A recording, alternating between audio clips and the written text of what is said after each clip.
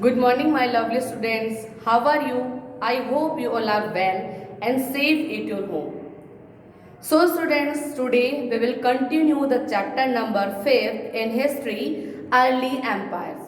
So, students, in previous class we have already discussed the meaning of Janpadas, Mahajanpadas, 16 Mahajanpads and more powerful Janpad, that is Magad, and different forms of the government in early empires.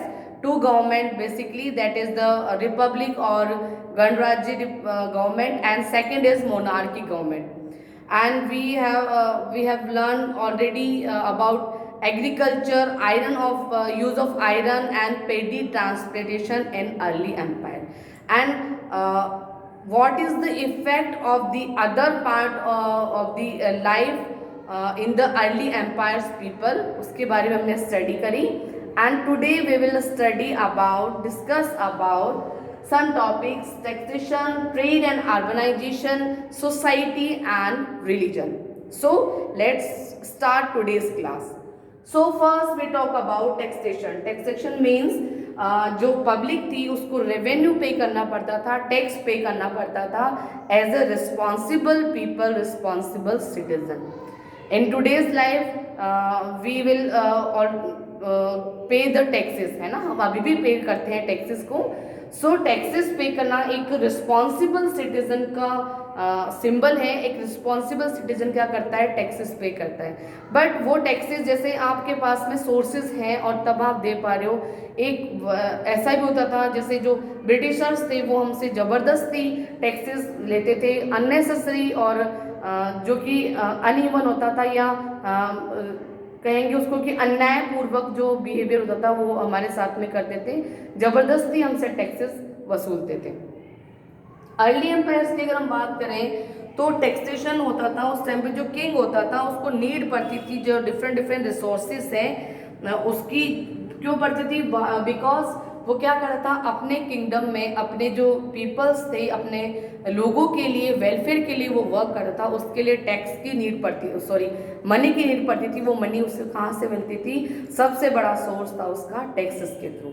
Means जो उस kingdom में रहने वाले person थे they are पे the taxes, and उस taxes के through जो एक्सपेंसेस होते थे, वो एक्सपेंडिचर होते थे किंग जो किंगडम के, वो किंग उसको पूरा करता था, फुलफिल करता था उसको. Then most people were farmers.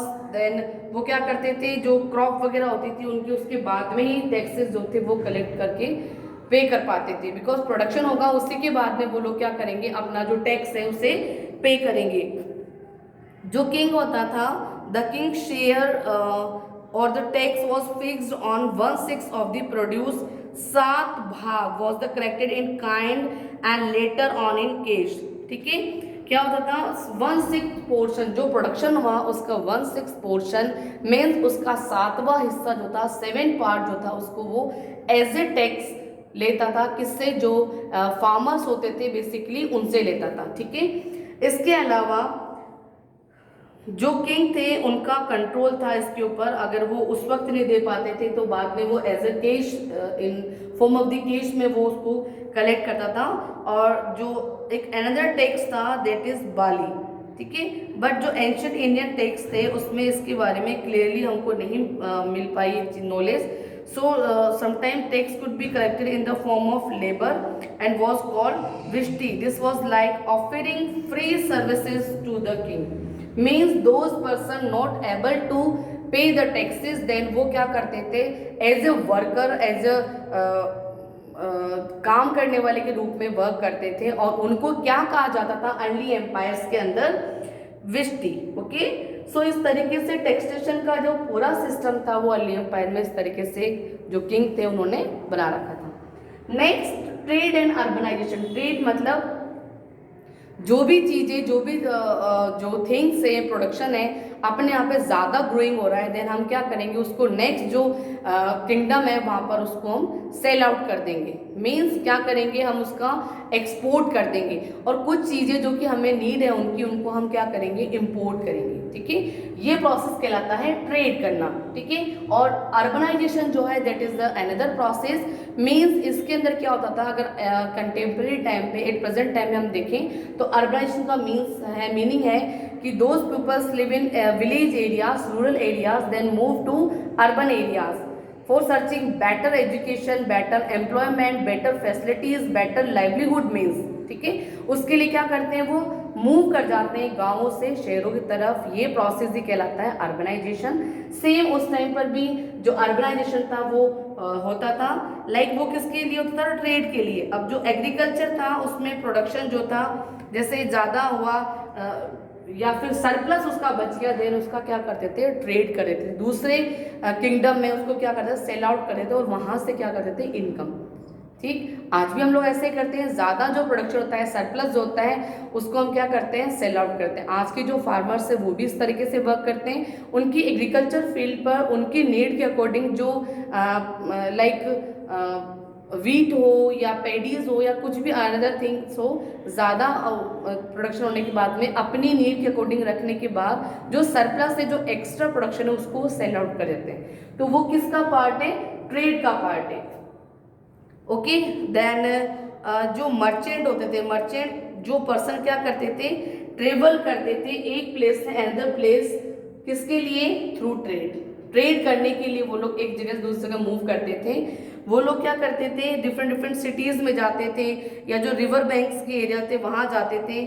और उस टाइम पर जो गुड एक्सचेंजिंग का जो पैटर्न था वो कॉइन बेस्ड था। मीन्स आपने एक नाम सुना होगा कि जो गुड्स एक्सचेंज करते हैं, basically that is called the barter system and the system of the trade. उसमें क्या होता था, हमारे पास में करेंसी नहीं है, मुद्रा नहीं है, देन हम क्या करेंगे, गुड्स के बदले गुड्स एक्सचेंज कर लेंगे।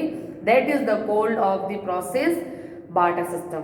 बट इन अर्ली एम्पायर्स में हमने देखा कि जो मगध था उसमें पंच मार्क्ड कॉइन्स स्टैब्लिश हो गए थे इन 6th सेंचुरी। सो जो पंच मार्क कॉइन थे जो कि 5 मेटल से मिलकर के बने हुए थे, उनके थ्रू क्या होता था, ट्रेड होता था।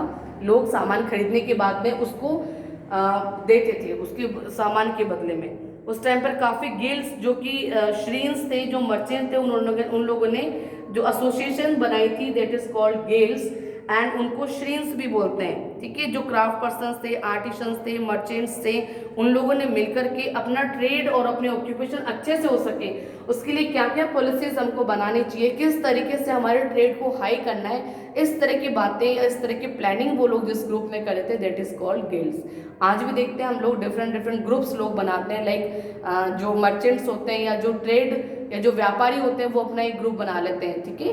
तो पहले भी लोग इस तरह से ग्रुप बनाते ताकि ट्रेड अच्छे से वो कर सके।